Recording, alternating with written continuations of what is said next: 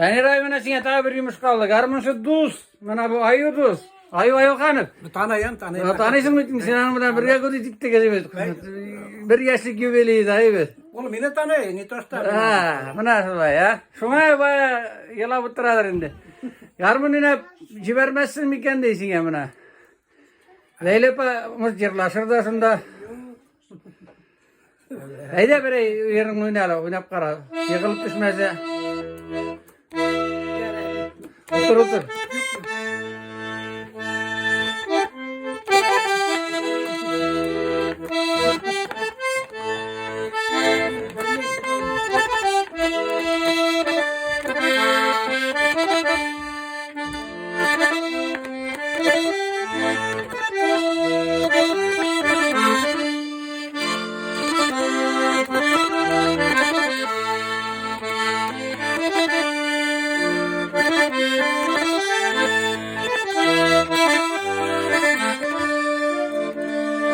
Leylepa Yılmay.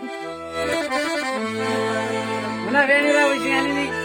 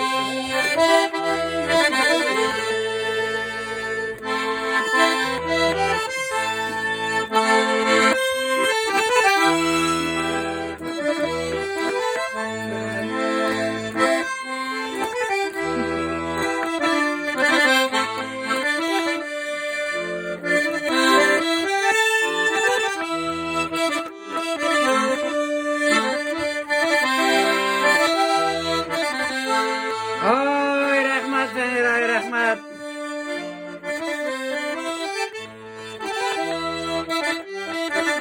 Seni ay hanım bilen, Garmınşımız kanalının direktörü bilen. Rahmat seni ay.